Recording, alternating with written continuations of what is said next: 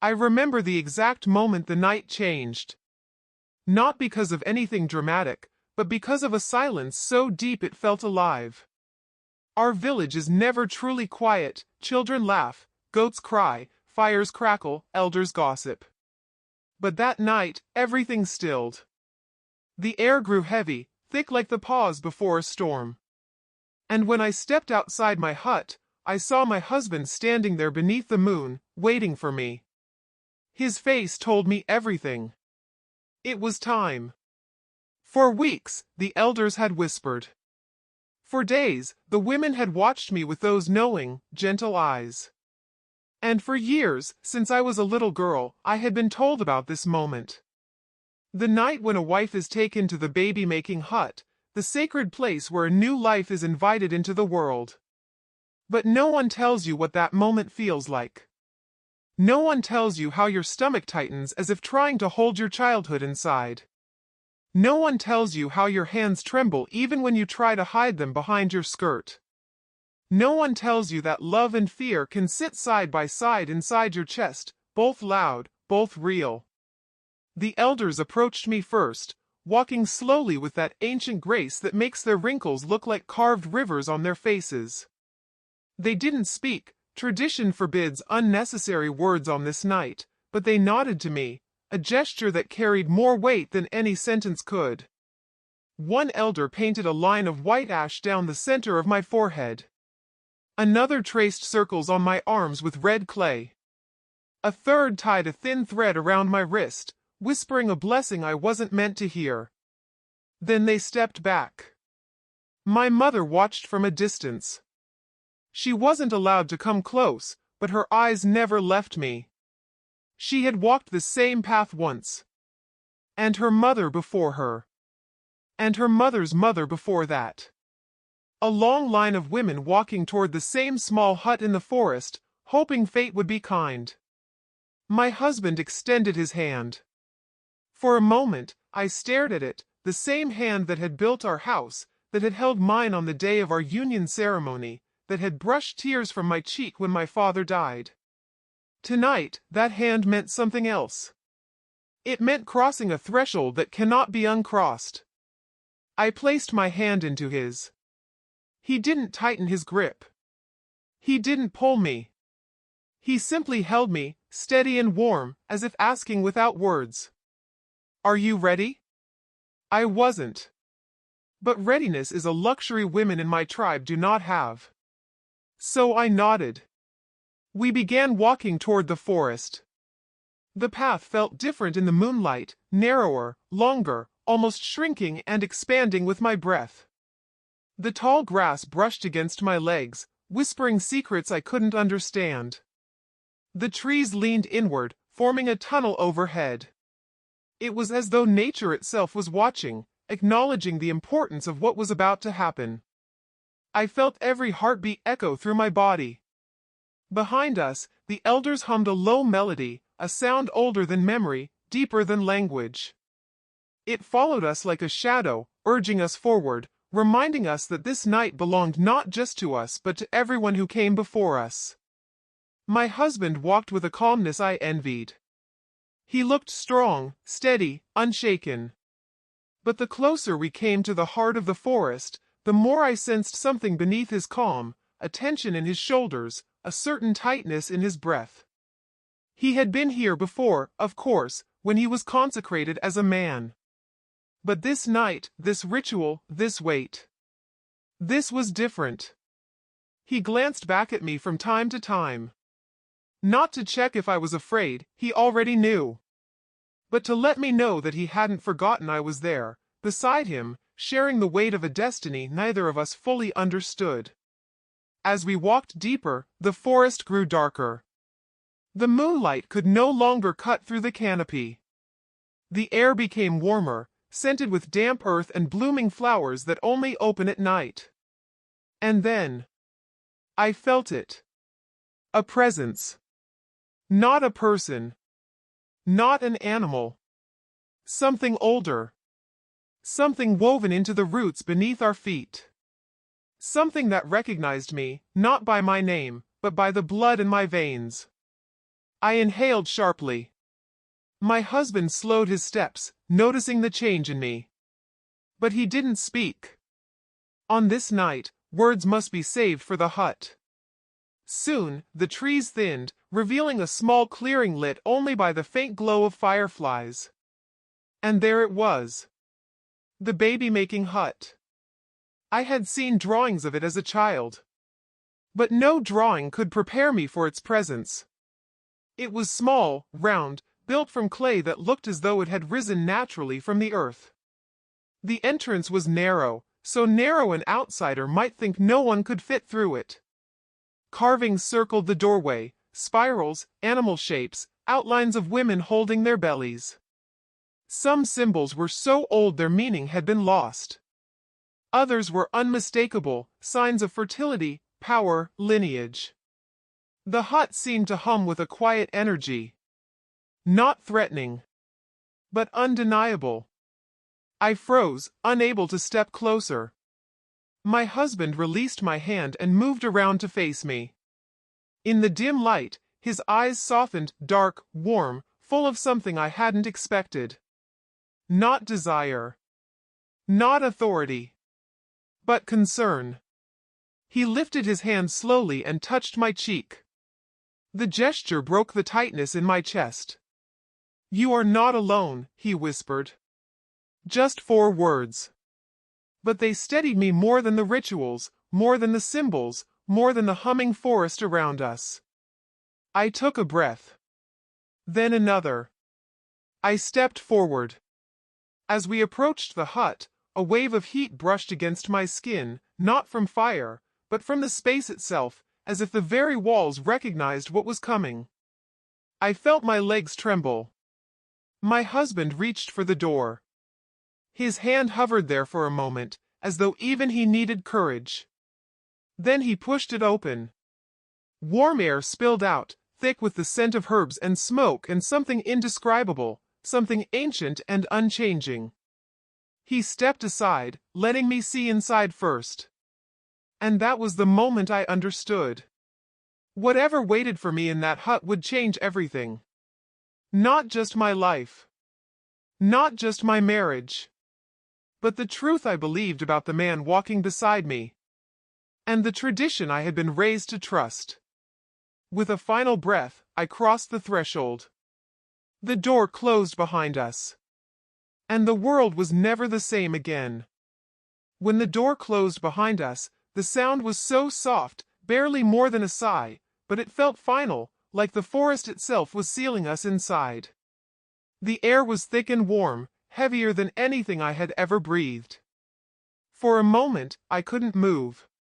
I simply stood there, letting my eyes adjust to the dim light and inhaling the strange scent that filled the room. It smelled of herbs I recognized from childhood.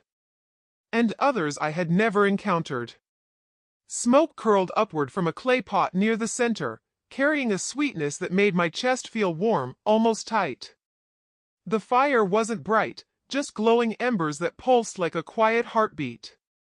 As my vision sharpened, the shape of the room emerged around me. The hut was small, much smaller than I had imagined. The walls curved inward, almost like a womb, smooth and reddish-brown. Symbols were carved everywhere, on the stone floor, on the wooden beams, even on the clay itself. Some were old and fading, others looked freshly traced. But the silence. The silence pressed on me so heavily I felt as though it was trying to speak. I took a hesitant step forward. My husband remained at the door for a moment longer, as if giving me time to enter the space alone. In our tribe, this is tradition. The woman steps into the hut's spirit before the man crosses the threshold. Only when the hut accepts her, through a feeling, a breath, a warmth, does he follow. The moment I stepped deeper inside, a wave of heat passed over me, brief, but unmistakable, like invisible hands brushing my shoulders. Goosebumps rose along my arms despite the warmth. I whispered, barely audible. "I feel it." My husband finally entered. The energy in the hut shifted the moment he stepped inside. Not darker, not brighter, simply fuller, as though the space had been waiting for the presence of two souls before revealing itself. He closed the door softly and walked toward me. I noticed the tension in his steps, small, but present. It surprised me. Outside, he had looked composed. Inside, his calm cracked, ever so slightly, and it made me see him differently. Not as the strong, unshaken man the village believes, but as someone carrying weight of his own. He joined me near the center of the room. There, laid carefully on woven mats, were objects I did not expect. A small wooden box, carved with two interlocking figures.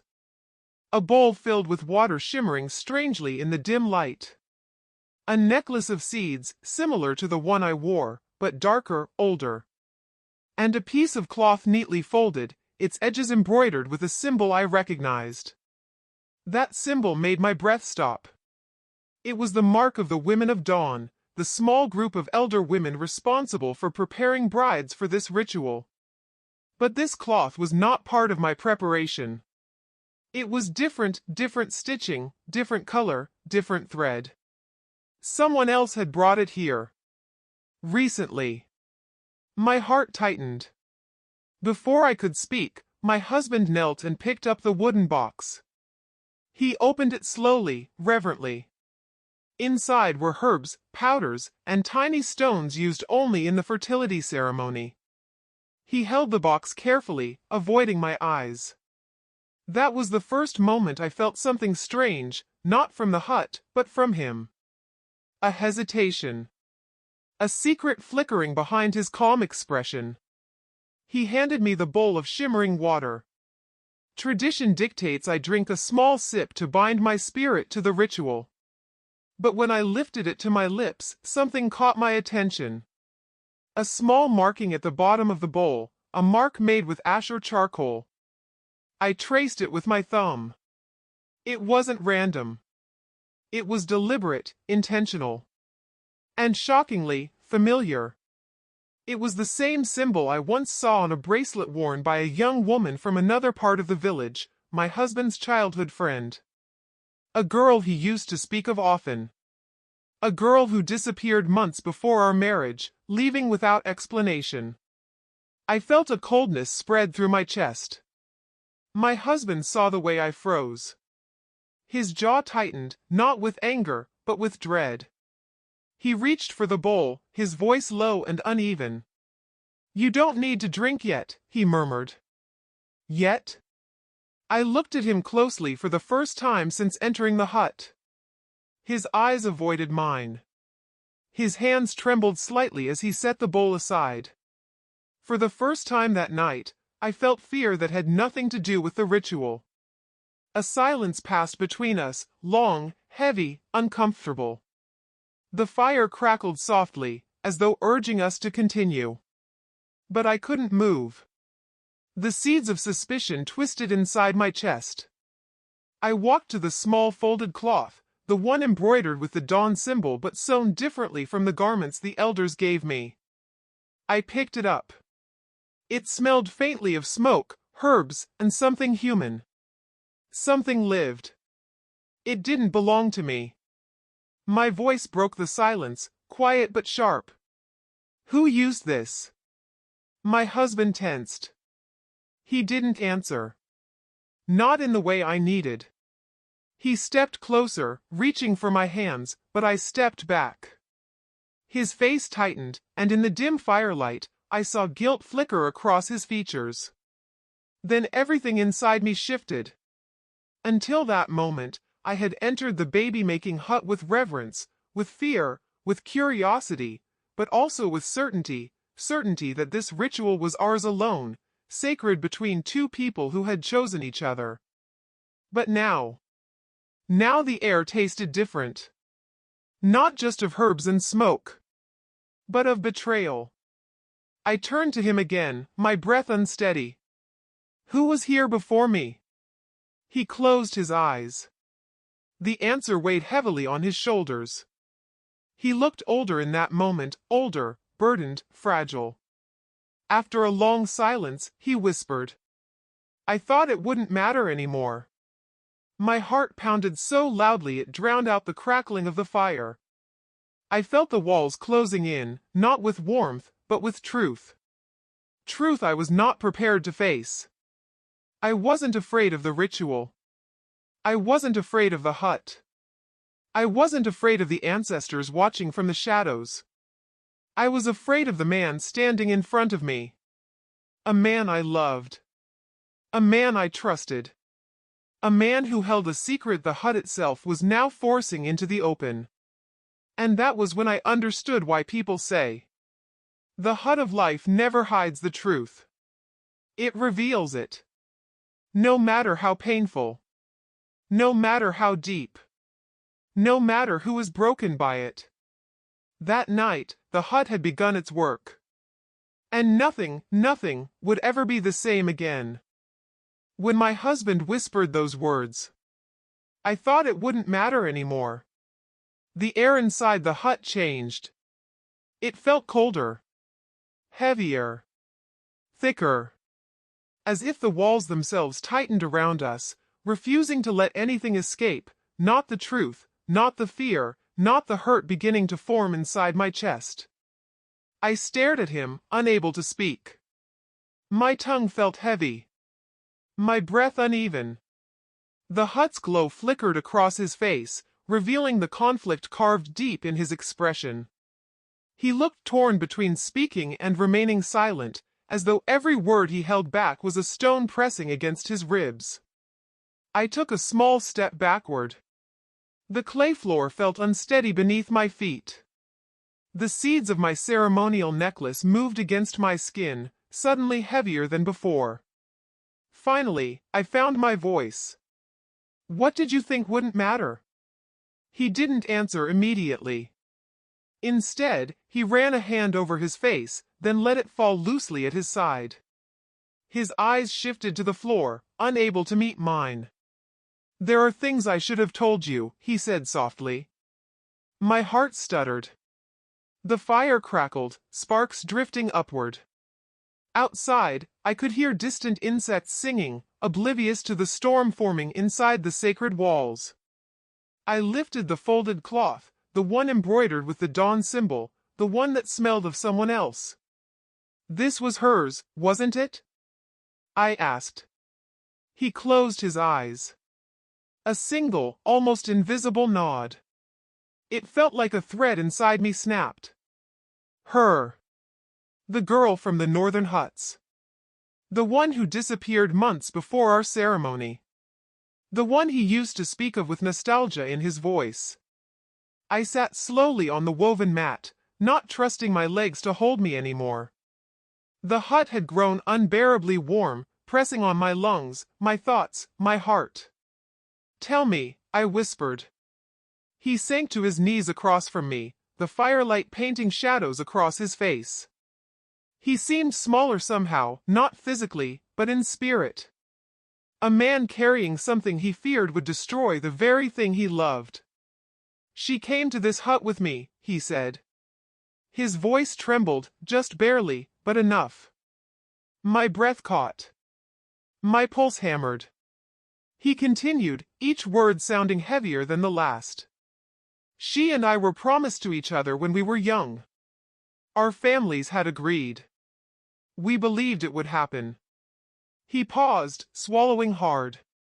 But when the elders examined us, they said our spirits did not align for the ceremony. They forbade us to continue. They said the ancestors refused the union. He clenched his jaw, eyes dark with memory. But she did not accept it. She believed the elders were wrong. That love should decide, not spirits. Then his voice broke. She came here alone the night before her banishment. She asked me to come as well. She said that if the ancestors would not bless us, we would bless ourselves. My stomach twisted. The hut's warmth felt suffocating. And you came, I said quietly. He didn't answer with words. His silence was enough. I felt something sharp inside me, anger, grief, betrayal, confusion, all tangled. I pressed a hand to my sternum as if trying to keep my heart from cracking open. She disappeared after that, I whispered. Everyone said she fled the village. He shook his head slowly. She didn't flee. The air froze. I could hear nothing but the sound of my own breath. Then he said the words I will never forget. She left because the ritual cursed her. She believed the ancestors rejected her, and she began to fall ill. Within days she was gone. Her family took her north, and she never returned. A chill swept over my skin. I felt the weight of the hut's history pressing against me, heavy, merciless. And now, I said softly, you bring me here. Knowing what happened to her. I brought you, he said, leaning forward, because the elders approved us. Because the ancestors accepted us. Because I love you. His voice cracked on the last word. I should have told you. I was ashamed. I feared if I spoke her name inside this hut, the spirits would judge us. I shook my head slowly, trying to breathe through the storm rising inside me. Secrets don't protect a marriage, I said. They poison it. The fire dimmed as though listening. He dropped his head. I know. For a long, agonizing moment, neither of us spoke. The hut seemed to hold us in its breath, waiting. Finally, I rose, walking to the small circular window carved near the ceiling. A sliver of moonlight filtered in, soft and pale, touching my skin like a mother's hand. I needed that light. I needed something pure, something unconnected to the ritual or the lies. I came here tonight ready to begin our future. My voice was quiet but steady. I expected fear, yes, but not this. He stood behind me, close but not touching, a respectful distance, as if he knew his presence alone was too heavy right now. I cannot change the past, he said. But I will do anything to earn your trust again. I turned to face him. His eyes were filled with remorse, real, raw, undeniable.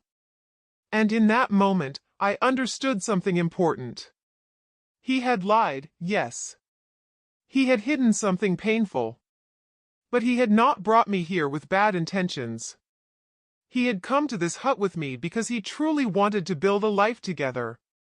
The hut had not revealed his secret to punish us. It had revealed it because truth is sacred here. As sacred as life itself. I took a slow breath. Truth must live between us, I said. Or nothing else will. He nodded, eyes glistening.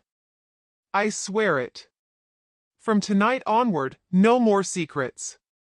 The fire seemed to flare slightly, as if approving the vow. I stepped closer, placing my hand on his chest, not in forgiveness yet, but in recognition of the man before me. A man flawed, frightened, shaped by his past, yet choosing to walk forward.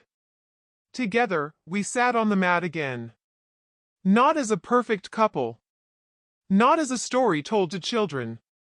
But as two human beings navigating a fragile moment. Outside, the night deepened. The insects calmed. The forest shifted into a slower rhythm. And inside the hut, something subtle but profound happened. The heaviness in the air softened. The warmth felt less suffocating. The very walls seemed to exhale. The ritual had not ended. But something had begun. Something built not on expectation, but on truth. Hours later, when the first light touched the horizon, we left the hut together. My heart was not fully healed. His remorse was still fresh. But we walked out united in something stronger than before. Understanding. And in my chest, quiet but steady, lived a single truth. What I saw inside that hut did change everything. It broke something. But it also opened a door to something deeper. A different kind of beginning. A beginning shaped not by tradition, but by truth. Choice. and the courage to face the shadows we carry.